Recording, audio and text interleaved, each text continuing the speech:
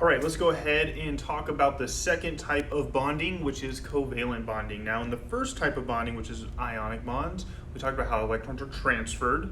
The second type of bonding, we're going to talk about how electrons are shared. Go ahead and take a look at the picture here. I'll tell you this is a halogen, and the way we know it's a halogen is it has 7 valence electrons. And notice how the single electron, so I want you to find the single electron on each one here, and you'll see that what happens is those single electrons actually will pair together to form a bond between the two atoms, and what will end up happening is they'll be sharing those electrons. So just a little spoiler, it's the single electrons that are involved in the bonding. The paired electrons are not involved in bonding. So let's go ahead and get started here. So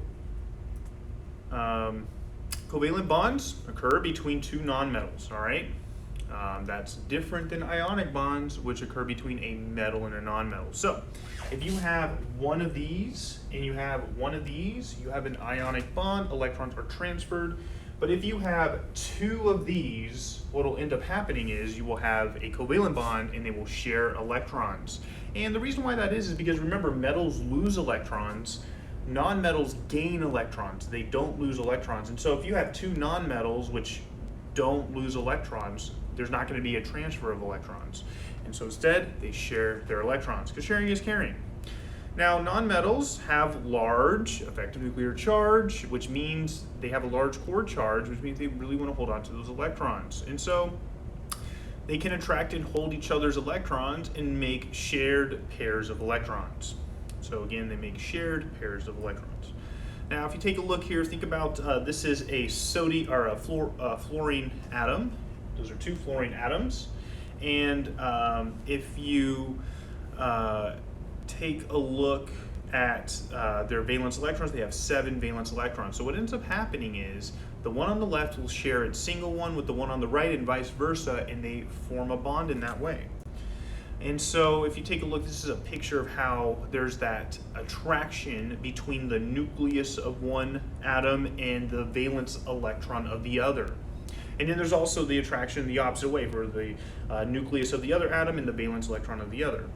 And so that's when they come together, they form that bond. Now, something to keep in mind is that when they do come together, their electron clouds do sort of bump into each other, and those electron clouds do repel each other a little bit. And then the other thing too is the nuclei of both of them also repel each other because of the fact that they're both positively charged. And so that'll come into play later on.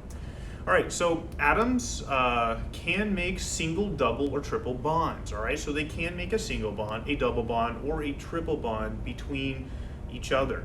And so here's an example of what I'm talking about. So the first one obviously is a single bond. You have one pair of electron being shared between the two hydrogens, and the way we represent it is by one line.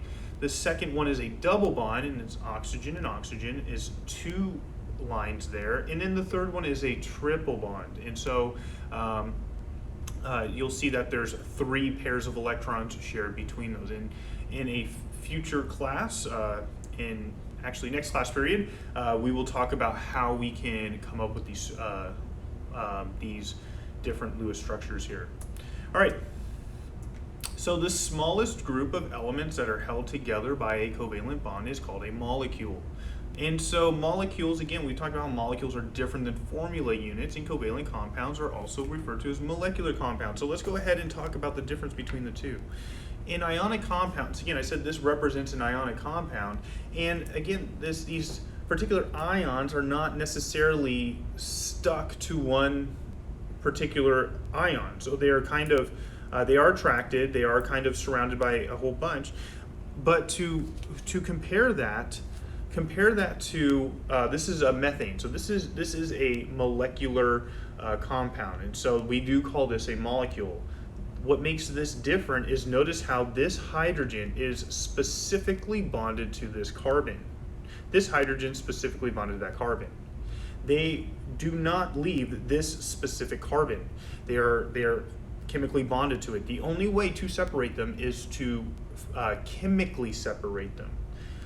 compare that to this, where you can physically separate these ions from each other and put them back. So here's another example of that. Notice here how we have multiple water molecules, and so notice this hydrogen here. This hydrogen is specifically bonded to this oxygen. It's only bonded to this oxygen. It is definitely not bonded to this oxygen, and so that's what makes this different. So each one of these is called a molecule, and so each unit is called a molecule. Again, that's compared to this, and we call these formula units because we have a whole bunch of different pairs of ions within here that are all together. All right, so if you take a look, here's another example of a molecular compound. This is chlorine gas, and notice how they're sharing electrons. Notice how when they share electrons, notice how that gives them 8 valence electrons. And again, this is kind of what I showed you before. On the right, you'll see a covalent compound where they're sharing electrons, and each individual thing is a molecule. So there's 6 molecules on the right there.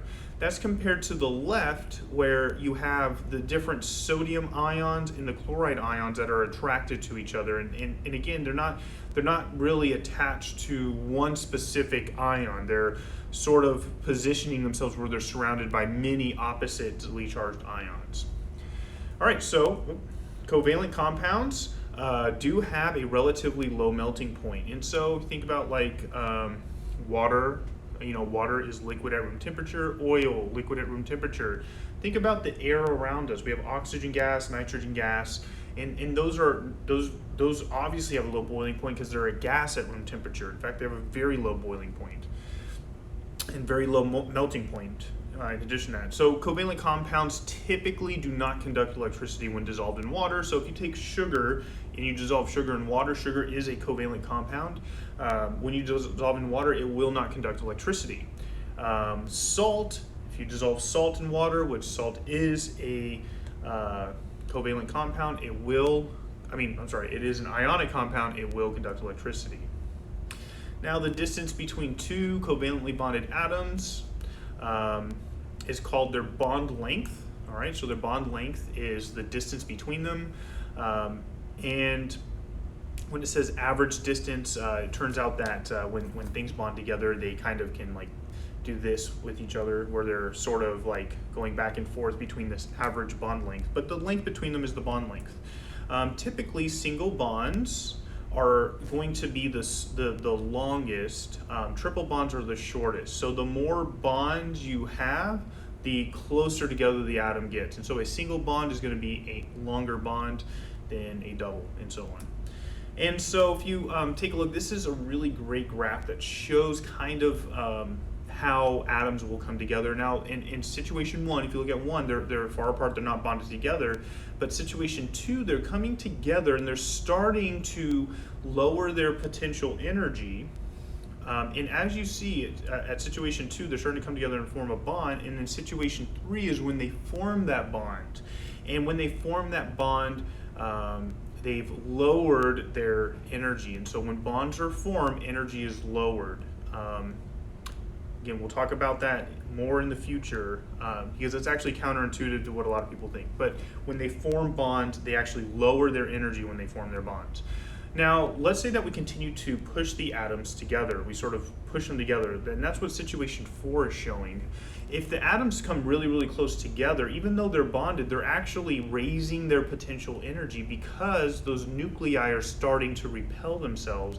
The electron cloud is starting to repel as well. And so you're starting to get these repulsive forces that outweigh. And so there's this nice little middle ground where the atoms are that nice distance between. If they're farther apart, they're at higher energy. If they're really pushed together, they're also a higher energy. So there's like a sweet spot in the middle where they are able to be at the lowest energy possible.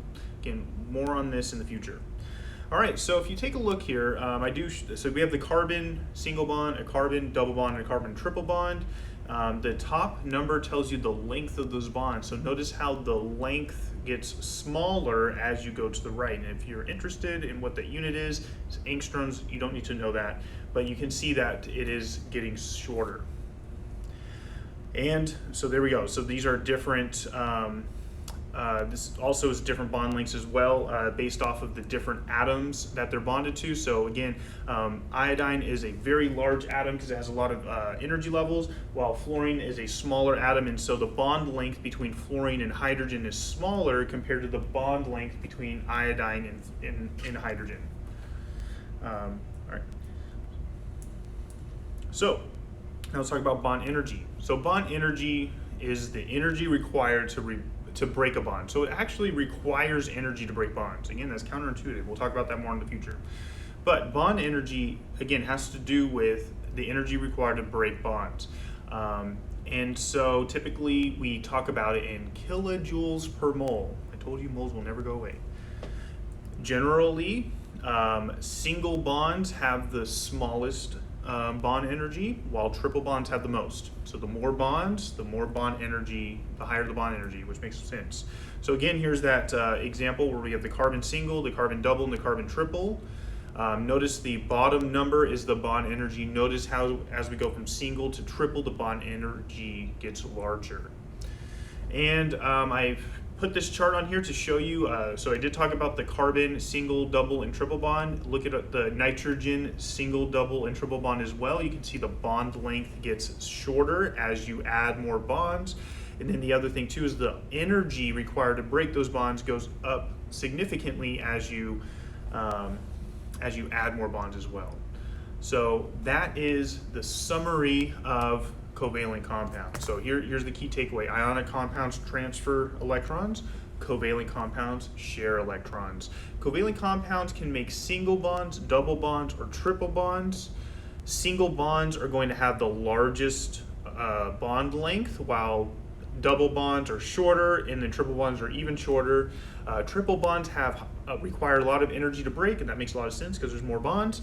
And single bonds require fewer energy, or a smaller amount of energy to break as well.